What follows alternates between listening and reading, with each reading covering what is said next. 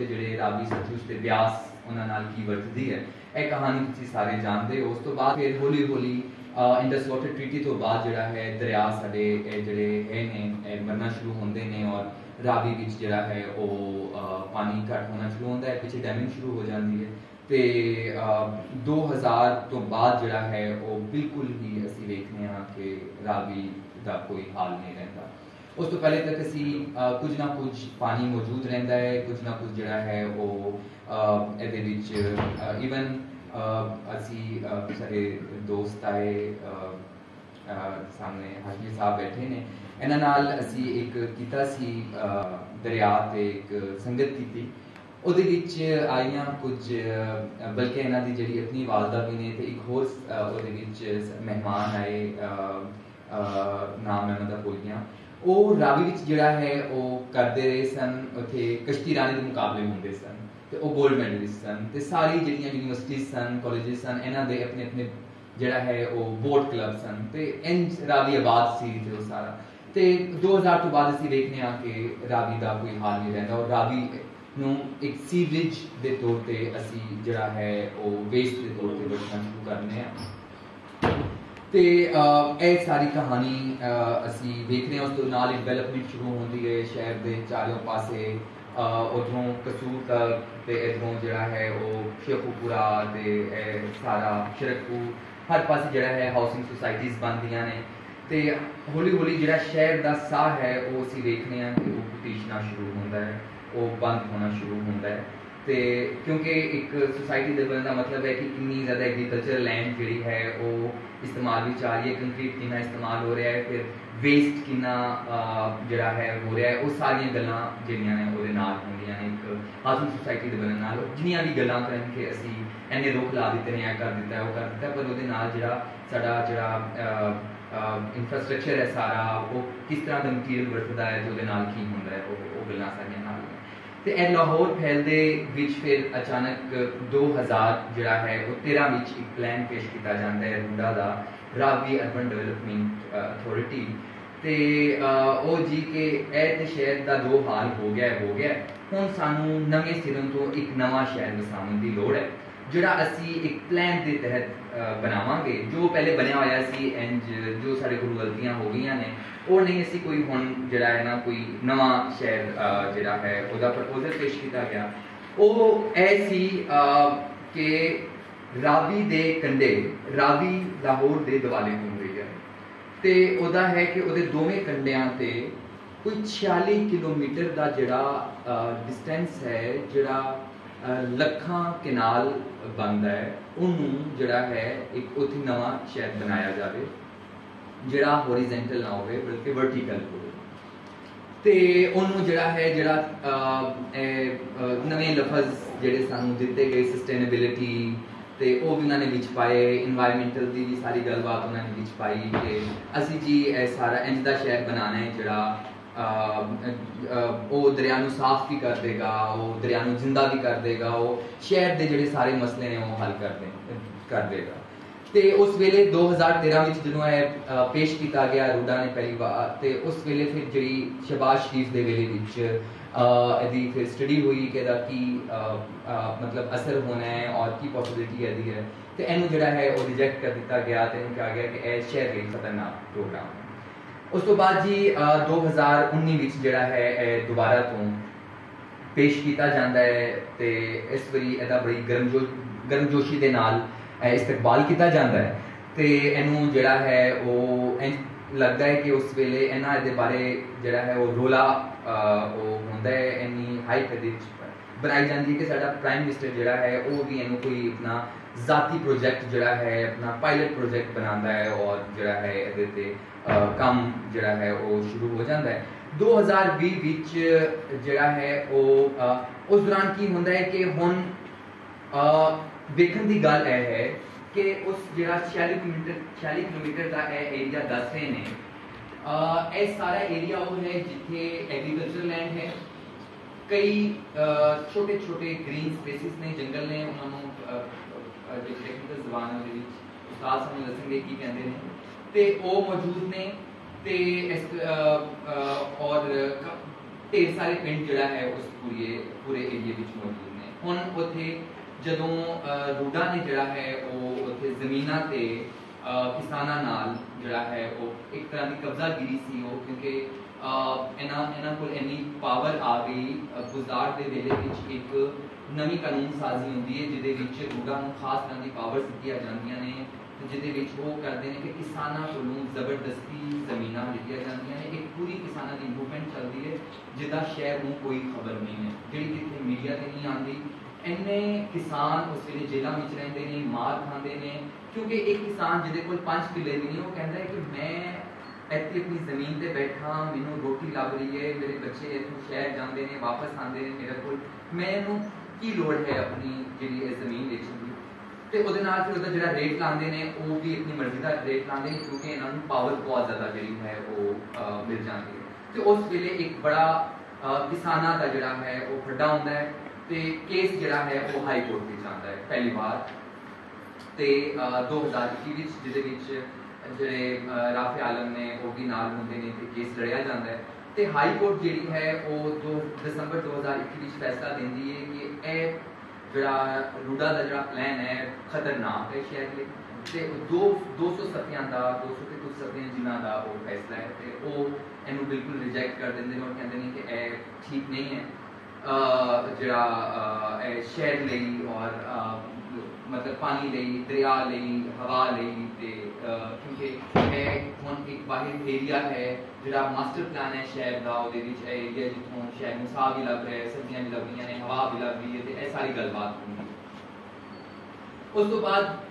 ਉਸ ਜਦੋਂ high court ਇਹਨੂੰ ਬਿਲਕੁਲ ਠੱਪ ਕਰਦੀ ਹੈ ਤੇ ਹਫ਼ਤਿਆਂ ਵਿੱਚ ਹੀ ਇਹ ਕੇਸ ਸੁਪਰੀਮ ਕੋਰਟ ਵਿੱਚ ਚੈਲੰਜ ਹੁੰਦਾ ਹੈ ਤੇ ਸੁਪਰੀਮ ਕੋਰਟ ਵਿੱਚ ਮਰਜ਼ੀ ਦੇ ਜੱਜਾਂ ਨਾਲ ਜਿਹੜਾ ਹੈ ਇੱਕ ਫੈਸਲਾ ਆਉਂਦਾ ਹੈ। ਉਹ ਫੈਸਲਾ ਜੀ ਇਹ ਆਉਂਦਾ ਜਿਹਦੇ ਵਿੱਚ ਸਾਡੇ ਪ੍ਰਾਈਮ ਮਿਨਿਸਟਰ ਆਪ ਪੇਸ਼ ਹੁੰਦੇ ਨੇ ਉੱਥੇ, ਤੇ ਉਹ ਕਿਉਂ ਇੰਨੀ ਜਿਹੜਾ ਪ੍ਰੋਜੈਕਟ ਹੈ ਕਿਉਂ ਇਹਦੀ ਇੰਨੀ ਜਿਹੜੀ ਹੈ ਉਹਦੀ ਇੰਨੀ ਸਾਡੇ ਪ੍ਰਾਈਮ ਮਿਨਿਸਟਰ ਨੂੰ ਜਿਹੜੀ ਬੇਚੈਨੀ ਸੀ ਉਹ ਕਿਉਂ ਐਕਸ ਪ੍ਰਾਈਮ ਮਿਨਿਸਟਰ ਨੂੰ। ਤੇ ਉਸ ਤੋਂ ਬਾਅਦ ਜਿਹੜਾ ਹੈ ਉਹ ਸੁਪਰੀਮ ਕੋਰਟ ਫੈਸਲਾ ਦਿੰਦੀ ਹੈ ਕਿ ਜਿੰਨੇ ਹਿੱਸੇ ਤੇ ਕੰਸਟਰਕਸ਼ਨ ਹੋ ਗਈ ਤੁਸੀਂ ਖਰੀਦ ਲਈ ਹੋਈ ਹੈ, ਸਿਰਫ ਤੁਸੀਂ ਉਹਦੇ ਤੇ ਕੰਸਟਰਕਸ਼ਨ ਕਰ ਸਕਦੇ ਹੋ, ਇਸ ਤੋਂ ਇਲਾਵਾ ਤੁਸੀਂ ਨਵੀਂ ਕੋਈ ਜ਼ਮੀਨ ਨਹੀਂ ਖਰੀਦ ਸਕਦੇ। ਤੇ ਇਸ ਤੋਂ ਇਲਾਵਾ ਇਹ ਉਨਾ ਹੀ ਹੋਏਗਾ ਪ੍ਰੋਜੈਕਟ ਜਿੰਨੀ ਜ਼ਮੀਨ ਖਰੀਦ ਲਈ ਗਈ ਹੈ। ਇਹ ਫੈਸਲਾ ਜਦੋਂ ਆਉਂਦਾ ਹੈ ਸੁਪਰੀਮ ਕੋਰਟ ਤੋਂ, ਤੇ ਉਸ ਤੋਂ ਬਾਅਦ ਫਿਰ ਅਸੀਂ ਵੇਖਦੇ ਹਾਂ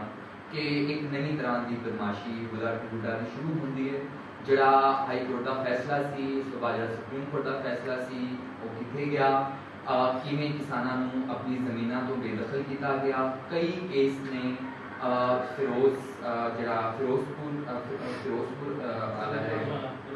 ਫਿਰੋਜ਼ਵਾਲਾ ਹੈ, ਉੱਥੇ ਕਿਸਾਨਾਂ ਨੂੰ ਆਪਣੀ ਜ਼ਮੀਨ ਤੋਂ ਖੜੀ ਫਸਲ ਨਹੀਂ ਵੱਢਣ ਦਿੱਤੀ ਗਈ, ਬਿਲਡੋਜ਼ਰ ਫੇਰ ਦਿੱਤੇ ਗਏ, ਉਹਨਾਂ ਨਾਲ ਜੋ ਵਰਤੀ ਉਹ ਤੇ ਹੈ। ਹੁਣ ਇਸ ਵੇਲੇ 2024 ਵਿੱਚ ਅਸੀਂ ਆਨੇ ਹਾਂ ਔਰ ਵੇਖਦੇ ਹਾਂ ਕਿ ਇਸ ਵੇਲੇ ਜਿਹੜਾ ਹੈ ਉਹਨਾਂ ਦਾ ਰੂਡਾ ਦੇ 2 ਵੱਡੇ ਨਾਰੇ ਨੇ ਜਿਨ੍ਹਾਂ ਦੀ ਬੁਨਿਆਦ ਤੇ ਉਹਨਾਂ ਨੇ ਸਾਰਾ ਇਹ ਪ੍ਰੋਜੈਕਟ ਜਿਹੜਾ ਹੈ ਉਹ ਕੀਤਾ ਹੈ। ਉਹਨਾਂ ਦਾ ਪਹਿਲਾ ਨਾਰਾ ਹੈ ਕਿ ਅਸੀਂ ਦਰਿਆ ਦਾ ਰਿਵਾਈਵਲ ਕਰਾਂਗੇ। ਉਹਦੇ ਲਈ ਉਹਨਾਂ ਨੇ ਪਲਾਨ ਇਹ ਦਿੱਤਾ ਹੈ ਕਿ ਅਸੀਂ ਦਰਿਆ ਤੇ ਬਿਰਾਜ ਬਣਾਵਾਂਗੇ, ਝੀਲਾਂ ਬਣਾਵਾਂਗੇ ਤੇ ਰਿਵਰ ਫਰੰਟ ਇੱਕ ਸਿਟੀ ਬਣਾਵਾਂਗੇ, ਤੇ ਔਰ ਸਾਡਾ ਜਿੰਨੇ ਗੰਦੇ ਨਾਲੇ ਪਿਆਰੇ ਨੇ ਉਹਨੂੰ ਸਾਫ਼ ਕਰਾਂਗੇ, ਵੇਸਟ ਨੂੰ ਸਾਫ਼ ਕਰਾਂਗੇ, ਇਹ ਪਾਣੀ ਅੱਗੇ ਜਿਹੜਾ ਜਾ ਕੇ ਜਿਹੜਾ ਹੈ ਉਹ ਜ਼ਮੀਨਾਂ ਨੂੰ ਮਿਲੇਗਾ। ਇਹ ਉਹਨਾਂ ਦਾ ਹੈ। ਤੇ ਦੂਜਾ ਇਨਵਾਇਰਨਮੈਂਟ ਦੀ ਉਹ ਵਿੱਚ ਤੜਕਾ ਲਾਉਂਦੇ ਨੇ ਕਿ ਅਸੀਂ ਆਲਰੇਡੀ ਜਿਹੜੀਆਂ ਸਪੀਸੀਜ਼ ਉੱਥੇ ਮੌਜੂਦ ਨੇ, ਜਿਹੜੀਆਂ ਛੋਟੇ ਗ੍ਰੀਨ ਜੰਗਲ ਕਹਿ ਲਓ, ਉਹ ਉਹਨਾਂ ਨੂੰ ਵੀ ਕਹਿ ਰਹੇ ਨੇ ਕਿ ਅਸੀਂ ਮੋਡੀਫਾਈ ਕਰਕੇ ਜਿਹੜਾ ਹੈ ਉਹ ਬਣਾਵਾਂਗੇ, ਆਪਣੀ ਜਿਹੜੀ ਹੈ ਉਹ ਥਾਂ ਬਣਾਵਾਂਗੇ। ਸੋ ਇਸ ਵੇਲੇ ਹੁਣ ਕੀ ਹੋ ਰਿਹਾ ਹੈ ਕਿ ਕਈ ਪ੍ਰੋਜੈਕਟ ਜਿਹੜੇ ਨੇ ਉਹ ਸ਼ੁਰੂ ਹੋਏ ਨੇ, ਤੇ ਇੱਕ ਤੇ ਹੈ ਕਿ ਰੂਡਾ ਦਾ ਆਪਣਾ ਪ੍ਰੋਜੈਕਟ ਹੈ ਜ਼ਾਤੀ ਚਹਾਰ ਬਾਗ ਜਿਹੜਾ ਹੈ ਫੇਸ 1 ਕੀ ਹਾਲ ਹੈ ਉਹ ਦੇ ਲਾਗੇ ਜਿਹੜਾ ਏਰੀਆ ਹੈ ਉਹਦੇ ਉੱਥੇ ਹੈ। ਉਸ ਤੋਂ ਬਾਅਦ ਜਿਹੜਾ ਹੈ ਤਿੰਨ ਪ੍ਰੋਜੈਕਟ ਨੇ, ਤਿੰਨ ਜਿਹੜਾ ਪ੍ਰਾਈਵੇਟ ਬਿਲਡਰਸ ਦੇ ਨਾਲ ਮਿਲ ਕੇ ਜਿਹੜਾ ਹੋ ਰਿਹਾ ਹੈ। ਉਹਨਾਂ ਵਿੱਚ ਇੱਕ ਲਾਹੌਰ ਮੈਟਰੋ ਸਿਟੀ ਹੈ ਜਿਹਦੀ ਹਰ ਪਾਸੇ ਤੁਸੀਂ ਐਡਵਰਟਾਈਜ਼ਮੈਂਟ ਵੇਖ ਰਹੇ ਹੋ। ਦੂਜੀ ਜਿਹੜੀ ਹੈ ਉਹ ਪਾਰਕ ਵਿਊ ਸੁਸਾਇਟੀ ਜਿਹੜੀ ਹੈ ਉਹ ਹੈ ਇਹਨਾਂ ਦੇ ਪਲਾਨ ਦੇ ਤਹਿਤ ਕਿੰਗਡਮ ਸੁਸਾਇਟੀ ਹੈ। ਸੋ ਇਹ ਤਿੰਨ ਇਸ ਵੇਲੇ ਪ੍ਰੋਜੈਕਟ ਨੇ ਜਿਹੜੇ ਪ੍ਰਾਈਵੇਟ ਬਿਲਡਰਸ ਦੇ ਨਾਲ ਹੁਣ ਰੂਡਾ ਉਸ ਪੂਰੇ ਜਿਹੜੀ ਜ਼ਮੀਨ ਉਹਨੂੰ ਉਸ ਮਾਸਟਰ ਉਹਨੂੰ ਦੇਖ ਰਹੀ ਹੈ ਪਲਾਨ ਨੂੰ, ਤੇ ਉਹ ਹੁਣ ਪ੍ਰਾਈਵੇਟ ਬਿਲਡਰਸ ਦੇ ਨਾਲ ਰਲ ਕੇ ਜਿਹੜਾ ਹੈ ਉਹ ਡਿਫਰੈਂਟ ਥਾਵਾਂ ਤੇ ਉਹ ਇਸ ਤਰ੍ਹਾਂ ਕਰਕੇ ਮਤਲਬ ਅਗਰ ਕੋਈ ਇੱਕ ਆਂਦਾ ਹੈ ਪ੍ਰਾਈਵੇਟ ਬਿਲਡਰ ਤੇ ਉਹ ਕਹਿੰਦਾ ਹੈ ਕਿ ਅੱਛਾ ਮੈਨੂੰ 30,000 ਕਨਾਲ ਚਾਹੀਦੇ ਨੇ, ਤੇ ਰੂਡਾ ਉਹਨੂੰ ਇਹਨੇ ਮਤਲਬ ਕਨਾਲ ਅਲਾਟ ਕਰਦੀ ਹੈ ਦਰਿਆ ਦੇ ਆਲੇ ਦੁਆਲੇ ਜਿਹੜਾ ਹੈ, ਤੇ ਉਹ ਇਸ ਤਰ੍ਹਾਂ ਕਰਕੇ ਇਸ ਵੇਲੇ ਇਹ ਸੂਰਤ ਹਾਲ ਹੈ ਜਿੱਥੇ ਜਿਹਦੇ ਵਿੱਚ ਅਸੀਂ ਹਾਂ। ਤੇ ਇਹ ਇੱਕ ਮੈਂ ਕਿਹਾ ਕਿ ਅਸੀਂ ਪੂਰੀ ਬੈਕਗਰਾਉਂਡ ਬਣਾਈਏ ਕਿ ਹੋ ਕੀ ਹੈ ਕਿ ਰੂਡਾ ਕਰ ਕੀ ਰਹੀ ਹੈ ਤੇ ਹੋ ਕੀ ਰਿਹਾ। ਤੇ ਹੁਣ ਅਸੀਂ ਆਨੇ ਆ ਆਪਣੇ ਉਸਤਾਦਾਂ ਵੱਲ ਕਿ ਕਾਮਿਲ ਸਾਹਿਬ ਇੱਕ ਤੇ ਦੱਸੋ ਕਿ ਇਹ ਜਿਹੜਾ ਪ੍ਰੋਜੈਕਟ ਹੈ ਇਹਦੇ ਵਿੱਚ ਜਿਹੜੀ ਗੱਲ ਕੀਤੀ ਗਈ ਹੈ ਕਿ ਅਸੀਂ ਦਰਿਆ ਨੂੰ ਵੇਖ ਰਹੇ ਹਾਂ, ਅਸੀਂ ਮਾਹੌਲ ਨੂੰ ਵੇਖ ਰਹੇ ਹਾਂ, ਜਿਹੜਾ ਸ਼ਹਿਰ ਦਾ ਲਾਹੌਰ ਦਾ ਮਾਸਟਰ ਪਲਾਨ ਹੈ ਓਵਰਆਲ ਉਹਦੇ ਮੁਤਾਬਿਕ ਜਾਂ ਇਹ ਦੱਸੋ ਕਿ ਇਹ ਕਿੰਨਾ ਕੁ ਜਿਹੜੀ ਇਹ ਗੱਲਬਾਤ ਹੈ ਕਿੰਨੀ ਠੀਕ ਹੈ, ਇਹ ਅੱਗੇ ਜਾ ਕੇ ਦਾ ਕੀ ਇੰਪੈਕਟ ਹੈ ਇਨਵਾਇਰਨਮੈਂਟ ਤੇ ਇਹ ਹੋ ਕੀ ਰਿਹਾ ਹੈ, ਸਾਨੂੰ ਜ਼ਰਾ ਇਹਦੇ ਬਾਰੇ ਹੁਣ ਥੋੜਾ ਸਮਝਾਓ।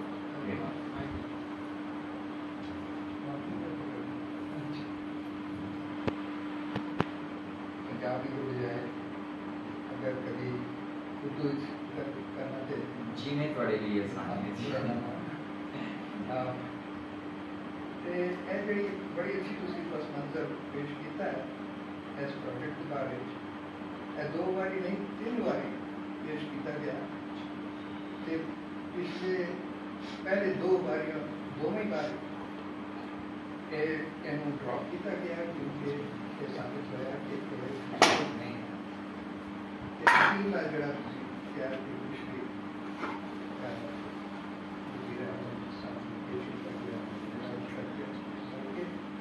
ਇਹਨੂੰ ਬਾਕਾਇਦਾ ਇੱਕ ਅਥਾਰਟੀ ਬਣਾ ਕੇ ਉਹਨੂੰ ਪੱਕਾ ਕਰਨ ਦੀ ਸਾਰਾ ਬੈਕਗਰਾਉਂਡ ਤੁਹਾਡੇ ਸਾਹਮਣੇ ਹੈ, ਬੜੀ ਅੱਛੀ ਤਰ੍ਹਾਂ ਤੁਸੀਂ ਉਹ ਸਾਡੇ ਅੱਗੇ ਰੱਖਿਆ। मैं मास्टर प्लान के हवाले भी जो मास्टर प्लान बनाया गया है वो एक बड़ा अजीब वाकया होगा।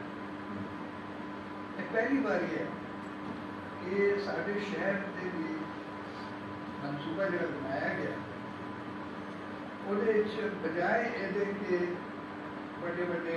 बारों कंसल्टेंट्स को अपॉइंट किया जाए, उन्होंने सानू आम शहरिया कहा कि जे आओ सानू नवा प्लान बनाना है कानूनन, तो तुसी दसो कि किस किस्म का जवाब चाहते हो। तुसी आम शहरिया को पूछो, यह कभी भी नहीं कभी मैं तो सुनिया भी सो वो पस मंजर को तफसीलात असीं जा सकते हैं, बल्कि जरूर उसका हवाला सामने रखना चाहिए क्योंकि वो बारे में बहुत सारिया गलतफहमियां अफवाह ऐसा तक करके कोर्ट के भी वो खिलाफ केस किया गया है, वो अजे भी मौजूद है। तो बिल्कुल जी खसूसियात है सन वो बिल्कुल बरक्स उन्होंने पेश किया, पर वो वक्री चीज़ है। मैं चाहना कि जी इस तो पहले कि असी ज़्यादा गहराई जाइए कुछ खरे खरे सीधी गल शहरी आबादकारी अर्बनिज्म उन्होंने बारे शहरों का शहरी आबादकारी के बारे वो असरात साढ़े माहौल होते बस साड़ी मीशत इकोनॉमी एंड एनवायरनमेंट इन्होंने दोवां दे उत्ते जिहड़ी जदीद शहरी प्लानिंग ते डिवेलपमेंट एक्सपेंशन सारा कुछ हो रहा ਉਹਦਾ ਕੀ ਤਾਲੁਕ ਹੈ? ਮੈਂ ਚਾਹੁੰਦਾ ਕਿ ਜੀ ਤੁਹਾਡੀਆਂ ਜਿਹੜੀਆਂ ਤਾਰੀਖ ਦੀ ਗੱਲ ਸੀ ਕਈ ਸ਼ਾਇਰੀ ਦੇ ਵਿੱਚ ਇਸ ਤਰ੍ਹਾਂ ਲੋਕਾਂ ਨੇ ਵੇਖਿਆ ਉਸ ਵਜ੍ਹਾ ਬਹੁਤ ਅੱਛੀਆਂ ਗੱਲਾਂ ਐਸ ਵੇਲੇ ਮੈਂ ਸਮਝਦਾ ਕਿ ਬਜਾਏ ਜਜ਼ਬਾਤ ਤੇ ਨੇਕ ख्वाहिशात ਲੋੜ ਇਹਦੀ ਹੈ ਕਿ ਅਸੀਂ ਜਿਹੜੇ ਬਿਲਕੁਲ ਨੰਗੇ ਹਕਾਇਕ ਉਹਨਾਂ ਨੂੰ ਸਾਹਮਣੇ ਰੱਖੀ ਬਗੈਰ ਕਿਸੇ ਜਜ਼ਬੇ ਇਮੋਸ਼ਨ ਹੋਣ ਦੇ ਪੁਰਾਣੀਆਂ ਯਾਦਾਂ ਹੋਊਗਾ ਉਸ ਠੀਕ ਹੈ। मैं ऐस करके कह रहा हूँ कि ऐस पे असी खड़ोते ने जिंदगी के मौत तक सब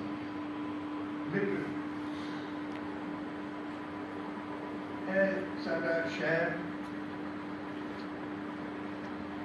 तेरी एयर क्वालिटी रहने के काबिल नहीं अक्सर बेशतर दुनिया के बदतरीन शहरों सब अव्वल चो जरा दरिया सानू सारे प्यारा है तुसी उहदियां गल्लां दसियां दुनिया का बदतरीन पोल्यूटेड दरिया सारी दुनिया दे विच जरा पोल्यूशन साढ़े दरियावां जा रहा उन्होंने असी फिर पंप करके खेती बाड़ी छड़ाने सब वो सब्जी फिर असी खाने साढ़े विच रस बस गए ने हैवी मेटल्स ते नतीजा है ते इस वेले 10 साल तो घट बच्चे हर चौथा बच्चा 25% वो ग़िज़ा के नाकिस होने के नाकाफी होने की वजह ना वो न सिर्फ सेहत मुतासर होती है डॉर्फिज्म इंटेलेक्चुअल ग्रोथ और इफेक्ट होती है मैल न्यूट्रिशन तो साढ़े बच्चे मर रहे हैं। इसे तो मैं कहना कि आज ये जिंदगी के मौत का सवाल है जो शहर में मान जा रहे हैं तो किससे कहानियां दी गल सो पहली चीज ये शहर का मईशत के माहौलियात के उत्ते किमें असर है थोड़ी जी मैं बुनियादी आम गल्लां मईशत के बारे मोटी मोटी मैं आप ना इकोनॉमिस्ट हाँ तो मैं तफसील आता नहीं पता पर यह सुनते हैं माहिर को कि मईशियात विच जिहड़े शोबे होंदे एक प्राइमरी सेक्टर जो बुनियादी जरूरियात अशिया पैदा करता है एक सेकेंडरी सेक्टर कहते हैं जिसका मतलब कि वो जो रॉ मटीरियल है उन्होंने प्रोसैस कर कंज्यूमर ले तैयार की जाती है। ये तीसरा शोबा है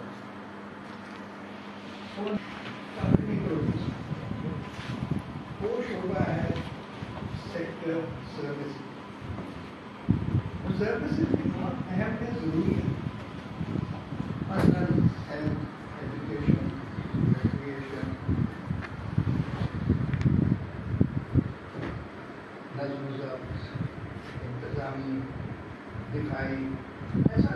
सर्विस पर प्रोड्यूस कुछ नहीं करते। ये शहर जोड़ा है ਉਹਦੀ ਤਾਰੀਫ ਹੀ ਹੈ ਹੋਈ, ਕਮ ਅਜ਼ ਕਮ ਮੈਂ ਇਸ ਤਰ੍ਹਾਂ ਸਮਝਦਾ ਕਿ ਸ਼ਹਿਰ ਤੇ ਦੇਹਾਤ ਦੇ ਵਿੱਚ ਫਰਕ ਨਹੀਂ। ਜਿਸ ਤਰ੍ਹਾਂ ਅਸੀਂ ਕਹਿੰਦੇ ਕਿ ਇਹ ਪਿੰਡ ਹੈ ਜਾਂ ਸ਼ਹਿਰ ਬਸਤੀ ਹੈ ਤੇ ਇਹ ਸਿਟੀ ਹੈ ਸ਼ਹਿਰ, ਮੈਨੂੰ ਤਾਂ ਬੜਾ ਸਿੱਧਾ ਹਿਸਾਬ ਸਮਝ ਆਉਂਦਾ ਹੈ ਕਿ ਜਿਸ ਬਸਤੀ ਦੀ ਅਕਸਰੀਅਤ ਆਬਾਦੀ ਉਹ ਅਗਰ ਟਰਸ਼ਰੀ ਸੈਕਟਰ ਦੇ ਵਿੱਚ ਐਮਪਲੋਇਡ ਹੈ ਤੇ ਉਹਨੂੰ ਸਹੀ ਤੌਰ ਤੇ ਮੈਂ ਸਮਝਦਾ ਕਿ ਇਹ ਸ਼ਹਿਰ ਹੈ। ਬਾਕੀ ਜਿਹੜੇ ਛੋਟੇ ਬਸਤੀਆਂ ਹੁੰਦੀਆਂ ਨੇ ਉਹ ਕਦੀ ਆਦੋ ਆਦ ਹੁੰਦੀਆਂ ਨੇ, ਬਹੁਤ ਹੀ ਛੋਟੇ ਕਸਬੇ, ਉਹਨਾਂ ਦੀ ਅਕਸਰੀਅਤ ਫਿਰ ਵੀ ਦਿਹਾਤੀ ਜ਼ਰਾਈ ਪੇਸ਼ੇ ਵਿੱਚ ਲੱਗੀ ਹੈ। ਥੋੜ੍ਹੇ ਬਹੁਤ ਸਰਵਿਸ ਸੈਕਟਰ ਦੇ ਵੀ ਹਕੀਮ, ਲਾਇਰ, ਕੋਈ ਡਾਕਟਰ, ਕੋਈ ਇਸ ਤਰ੍ਹਾਂ ਦੀ ਚੀਜ਼ਾਂ ਹੁੰਦੀਆਂ ਨੇ, ਪਰ ਉਹ ਅਕਲੀਅਤ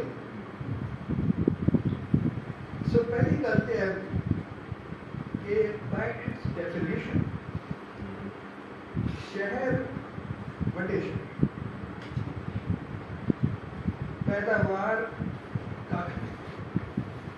सिवाय वेस्ट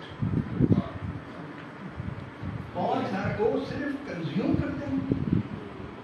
अपनी सर्विसेज के एवज जी कमाई होती है, दे आर कंज्यूमर्स। वापस की देते हैं रबिश, लॉट्स ऑफ इट। जिन्होंने यकीन नहीं आता महबूब बूटी जाके देखो, साढ़े शहर का जोग्राफिया बदल गया, उत्थे दो नवे पहाड़ियां ते उत्थे ते खैर वो बस्तियां भी आबाद हो गई ने, जिहड़ी फिर चलदी ने रोज इकट्ठा करके वो फिर दस के में रहने आए। आजकल वो बड़े खुश ने कि जी सानू मुफ्त की गैस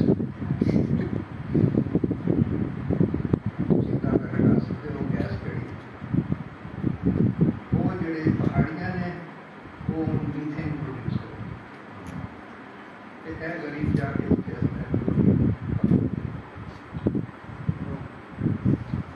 so शहर by definition is a consumer, produces nothing except pollution.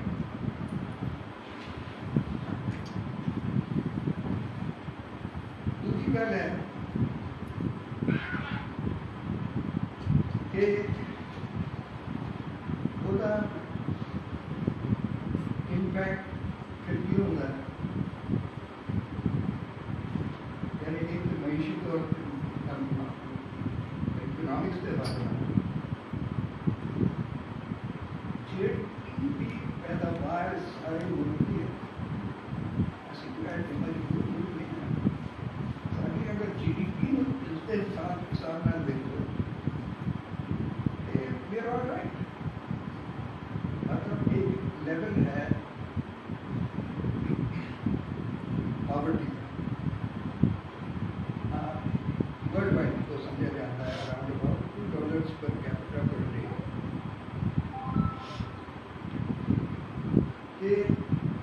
एक लेवल उसको भी खा लिया विच इज सबसिस्टेंस,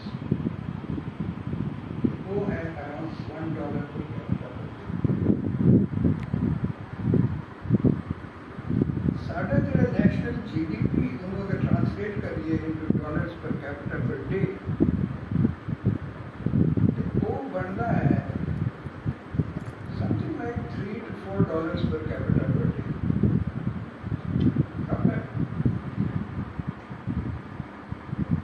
फिर ये साढ़े मुल्क के विच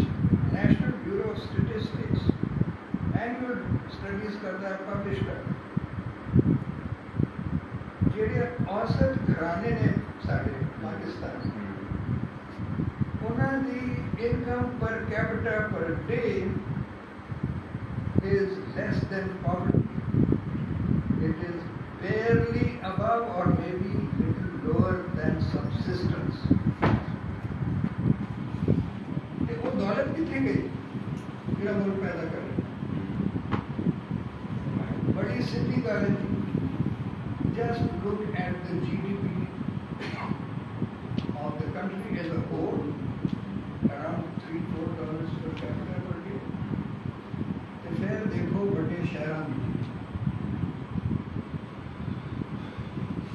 जी आलमी सतह पर इस वे तो सारे पता है कि ग्लोबल क्राइसिस वो वजह मेयार जिंदगी जरा असी रह रहे हैं वो वास्ते जो मसाइल के कारण नतीजे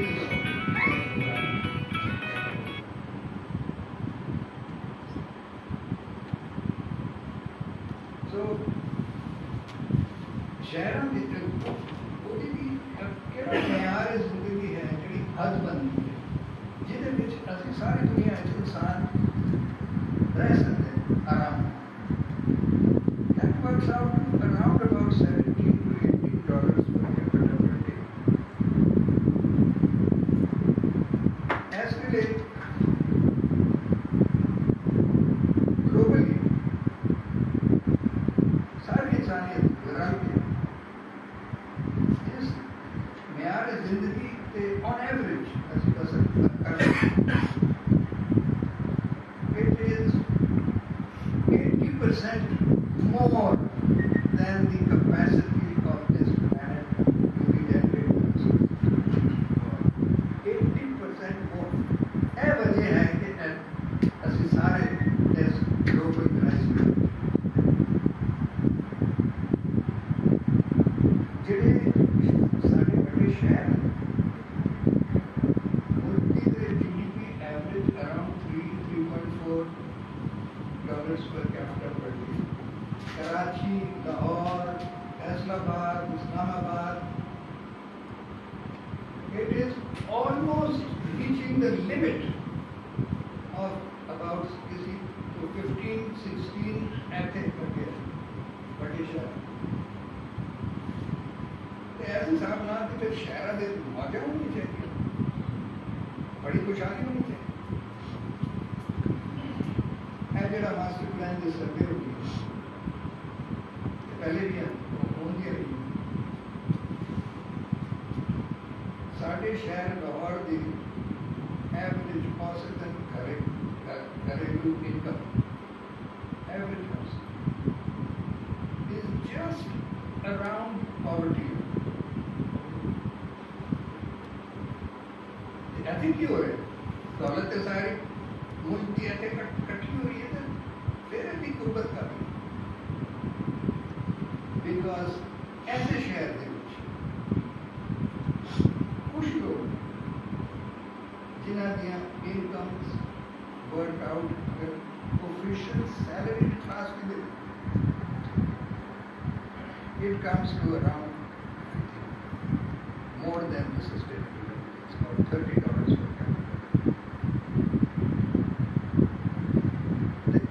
सैलरी में असल इनकम्स पे हो रही है ना किसी खाते में ना कोई टैक्स देते हैं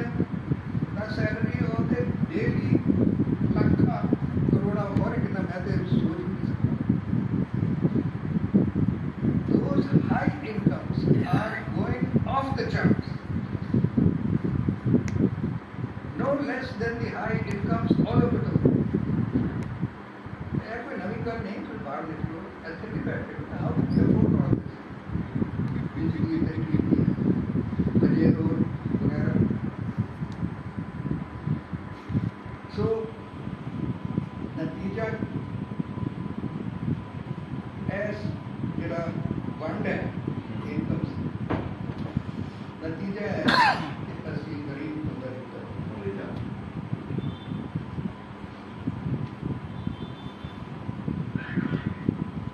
जेड़े पैसा बना रहे हैं वो फिर की करते हैं वो सारिया चीज़ा वो भी बैग टीवी एयर कंडीशनर ये भी साढ़े वसाइल तो ज़्यादा है एक पैमाना है जो आर्मी सरकार के इस्तेमाल किया जाए